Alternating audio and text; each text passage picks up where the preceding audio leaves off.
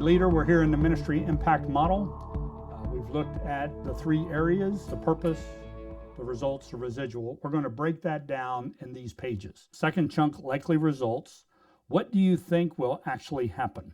We can't know exactly, but we have a pretty good idea about how this idea may play out when it's executed. Again, we're talking day of results here, things that are measurable, things that are observable. If you can't measure it, if you can't observe it, if it's not visible, it's not a result. So then likely results, attendance is typically one of those. That's something you can see, something you can measure.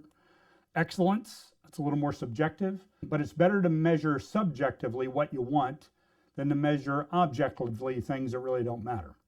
So you could measure the number of bags of popcorn you give out. That may help you, but again, it may not. But excellence could be one of those things, like how good was it? What level of quality did we achieve at this particular event? Another possible measure is percentage of involvement. So if you have an event with a certain group of people there, and it's for men, but there aren't many men who attend, the percentage of involvement of your men is way down, then it did not meet the purpose for which it was designed. Another key part of day of results are a follow-up plan. So for any event that you plan, part of the planning is, what are we going to lead these folks to do, or what do we want these folks to do after the event? So an example would be a fall festival where you invite a lot of kids from the community. So that could be a great event, but one of the results that you want day of is that they get connected to your children's ministry. So you could have all these kids coming in, but if we didn't plan ahead about some sort of connector between that event and our ongoing children's ministry, maybe it's Sunday morning, maybe it's a VBS, maybe it's a preteen camp that you have coming up, those kind of things, then the results won't be nearly as good. So then your likely results, give yourself an A if your likely results. Remember, in this instance, you're predicting, so it would have a wow factor, exceeds most expectations, great. And do you see how this is relative to your church?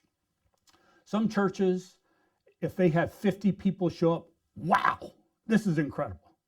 Other churches, it might be 100. Other churches, it might be 1,000. So whatever it is for your church, put that in there. But this helps you push yourself a little also. Let's say with average effort, you could have 40 people show up at an event. Don't do that. Push that number up to maybe 60, to where you're going to have to pray more, you're going to have to fast more, you're going to have to invite people more, you're going to have to work more to get more people there. So likely results, give yourself a B if it's better than average, strong showing, some good stuff. People would say that was good. Give yourself a C if it was just okay, about what the average effort would produce. So if you've been having VBS for the last 2 or 3 years and you've been having 150 kids, if you say this year we're going to have another 150 kids, that would be a C, or maybe a D. So you've been having 150 for a couple years. Why not go for 200 this year? So you're going to have to innovate, you're going to have to work harder, you're going to have to do more.